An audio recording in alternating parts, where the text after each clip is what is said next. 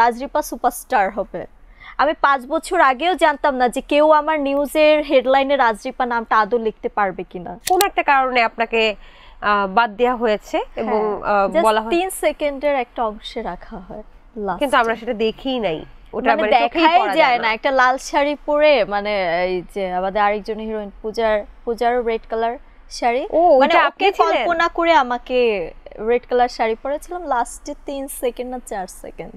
আচ্ছা, এটা আসলে কখনো আশাও করিনি। এটাতে আপনি কি কষ্ট পেয়েছিলেন যে আপনাকে বলে? কষ্ট পাবো, কারণ দহন সিনেমা সাইনিং করার আগে তখন হতে পারে আমি নতুন, তারপরেও কিন্তু আমার একটা হোপ ছিল যে আমি একটা সিনেমা করব, সেটা একটা ক্যারেক্টার প্লে করার মতো না। আমার এখানে কোনো গার্ডিয়ান ছিল না, আমি একটা মেয়ে ছিলাম, আমি একজন স্ট্রাগলার ছিলাম। আমার আশেপাশে অনেক হিরোইনের গার্ডিয়ান ছিল, একজন উপচে পড়ে থাকতো, মানে কিভাবে আমাকে ডমিনেট করবে, কিভাবে আমাকে ছোট করবে, কিভাবে সিনেমা থেকে সরাবে, সেই টার্গেটে ছিল। আমার ওইখানে কেউ গার্ডিয়ান ছিল না, ওইখানে তো আমি মাটির মানুষই ছিলাম। অনেক কিছু বুঝতাম বাট কথা বলতাম না, কারণ তখন আমার কথা বলার সময় হয়নি। তো হিরোইন হিসেবে আমাকে রাখা হবে, ওইখান থেকেও আমি বাদ পড়ে যাই।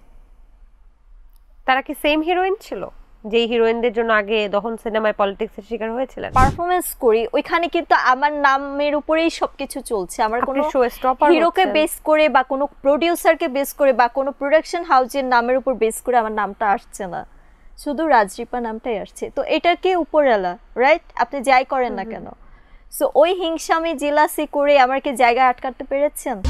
জাগো এফএম এর অ্যাপ এখন পাওয়া যাচ্ছে অ্যাপ স্টোর এবং প্লে স্টোরে। দহন সিনেমা নিয়ে কথা হচ্ছিল, সেই দহনে আপনি ছিলেন, আর হচ্ছে পূজা চেরি ছিল, আর কে ছিল? আর হচ্ছে জাকিয়া বাড়ি মমো আপু ছিল। তো এই যে তিনজন নায়িকা খুব ভালো ভালো ক্যারেক্টারে অভিনয় করেছে। তবে আমি যতটুকু জানি যে হাজির বিরিয়ানি নামে একটা খুব মোটামুটি হিট গানই ছিল, যে হিট গানে আপনার অভিনয় করার কথা ছিল, ওখানে আপনার নাচার কথা ছিল এবং আপনি 7টা কস্টিউম নিয়ে সেখানে গিয়েছিলেন, কিন্তু কোন একটা কারণে আপনাকে বাদ দেওয়া হয়েছে এবং বলা হয় 3 সেকেন্ডের একটা অংশে রাখা হয়, কিন্তু আমরা সেটা দেখিই নাই। ওটা মানে দেখাই যায় না। একটা লাল শাড়ি পরে, মানে এই যে আমাদের আরেকজন হিরোইন পূজার রেড কালার শাড়ি, মানে ওকে কল্পনা করে আমাকে রেড কালার শাড়ি পরেছিলাম লাস্টে 3 সেকেন্ড না 4 সেকেন্ড। আচ্ছা, এটা আসলে কখনো আশাও করিনি। এটাতে আপনি কি কষ্ট পেয়েছিলেন যে আপনাকে বলে? কষ্ট পাবো, কারণ দহন সিনেমা সাইনিং করার আগে তখন হতে পারে আমি নতুন, তারপরেও কিন্তু আমার একটা হোপ ছিল যে আমি একটা সিনেমা করব, সেটা একটা ক্যারেক্টার প্লে করার মতো না। আপনাকে কি বলা হয়েছিল? আমাকে বলা হয়েছিল দহন সিনেমায় 3 জন হিরোইন থাকবে এবং তোমার ক্যারেক্টারটা হচ্ছে একটা মেয়ে নায়িকা হওয়ার স্বপ্ন, নায়িকা হবে, এটাই থাকবে। এবং নায়িকা হওয়ার উপরে তোমার একটা গান থাকবে, তোমার নামের উপরে, ফুলবানুর নামের উপরে একটা গান থাকবে, এটাই কিন্তু বলা হয়েছিল। আলটিমেটলি পাইনি। এবং আমার যে সিন ছিল, পরে তো বলা হয়েছে যে সিনেমায় নাকি অনেক স্টোরি হয়ে গেছে, লাভ লাভ লাভ লাভ, এই জন্য নাকি আমার সিন কেটে ফেলে দেয়। অনেক ভালো ভালো সিনও কিন্তু আমি পাইনি খুব। তো সব মিলে আসলে আমি একটু কষ্ট পাবো না। কিন্তু হাজির বিরিয়ানিতে আমি যতটুকু জানি আপনাকে 7টা কস্টিউম নিয়ে আগের দিন আসতে বলেছিল, আপনি 7টা কস্টিউম আনছিলেন? হ্যাঁ, সবই এনেছিলাম। তাহলে আপনি গানে নাই কেন? 6টা বাজে শুটিং সেটে চলে আসি এবং আমার শুটিংটা মানে আমার জন্য, মানে আমি ক্যামেরার সামনে দাঁড়াই 2টার দিকে, 2টার দিকে দাঁড় করানো হয় ওই 3 সেকেন্ডের জন্য। ওই 3 সেকেন্ডের জন্য আপনি তারপর কথা বলেননি? মানে কেন এটা হলো? বলিনি। এই পলিটিক্সটা হলো, আমার কথা বলার সময় ছিল না। মানে কথা বলার আপনার সময় ছিল না? কথা বলতে হয় না। আমার এখানে কোনো গার্ডিয়ান ছিল না, আমি একটা মেয়ে ছিলাম, আমি একজন স্ট্রাগলার ছিলাম। আমার আশেপাশে অনেক হিরোইনের গার্ডিয়ান ছিল, একজন উপচে পড়ে থাকতো, মানে কিভাবে আমাকে ডমিনেট করবে, কিভাবে আমাকে ছোট করবে, কিভাবে সিনেমা থেকে সরাবে, সেই টার্গেটে ছিল। আমার ওইখানে কেউ গার্ডিয়ান ছিল না, ওইখানে তো আমি মাটির মানুষই ছিলাম। অনেক কিছু বুঝতাম বাট কথা বলতাম না, কারণ তখন আমার কথা বলার সময় হয়নি।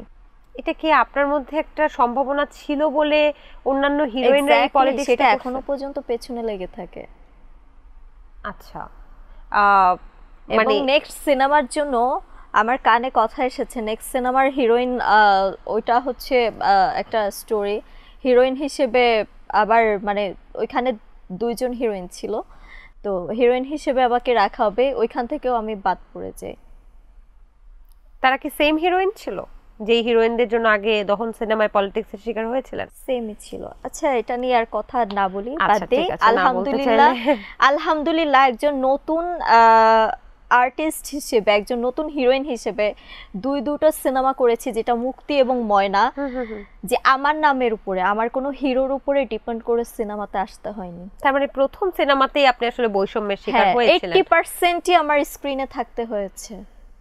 যেখানে আমি 3 সেকেন্ড ছিলাম একটা গানের মধ্যে, সেখানে একটা সিনেমার 80-90% স্ক্রিনে আমাকে আমার অভিনয় দিয়ে থাকতে হবে, এবং থেকেছি। ইটস আ গুড, এটাই আমার কাছে বড় প্রাপ্তি, আর কি লাগে। It's a good achievement definitely. But আমি চিন্তা করতেছি নায়িকাদের মধ্যে এরকম প্রফেশনাল জেলাসি আছে, মানে প্রত্যেকটা প্রফেশনে যেমন আছে নায়িকাদের মধ্যেও সেম। এটা কেন হয় আমি জানি না।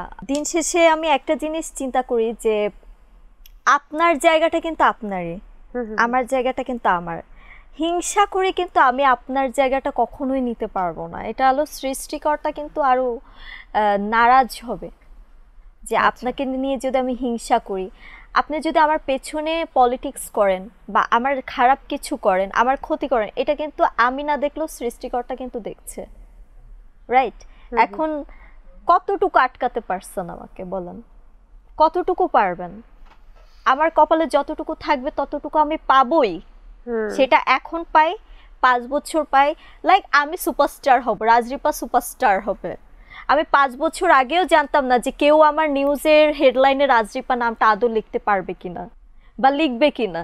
এখন আমি কোনো একটা, আলহামদুলিল্লাহ, কোনো একটা শোতে যাই বা কোনো একটা পারফরমেন্স করি, ওইখানে কিন্তু আমার নামের উপরেই সবকিছু চলছে। আমার কোনো হিরোকে বেস করে বা কোনো প্রডিউসারকে বেস করে বা কোনো প্রোডাকশন হাউসের নামের উপর বেস করে আমার নামটা আসছে না, শুধু রাজরিপা নামটাই আসছে। তো এটা কি উপরওয়ালা, রাইট? আপনি যাই করেন না কেন। সো ওই হিংসা আমি জেলাসি করে আমার কি জায়গায় আটকাতে পেরেছেন? আমি যে দুটা সিনেমা করেছি, একদম লিড কাস্ট হিসেবে সিনেমার লিড রোল করেছে, হ্যাঁ, যেটা মুক্তি ময়না দুইটাই। মুক্তিটা রিলিজ হলে আলহামদুলিল্লাহ আপনি দেখতে পাবেন কি কাজ করেছি। তো পারেননি তো, তাহলে আমি তো আছি আমার জায়গাতে একদমই। বা যারা পলিটিক্স করছে তারা তাদের জায়গাতে আছে, অনেক সিনেমা করছে, অনেক সিনেমা করছেন। জাগো এফএম এর অ্যাপ এখন পাওয়া যাচ্ছে অ্যাপ স্টোর এবং প্লে স্টোরে।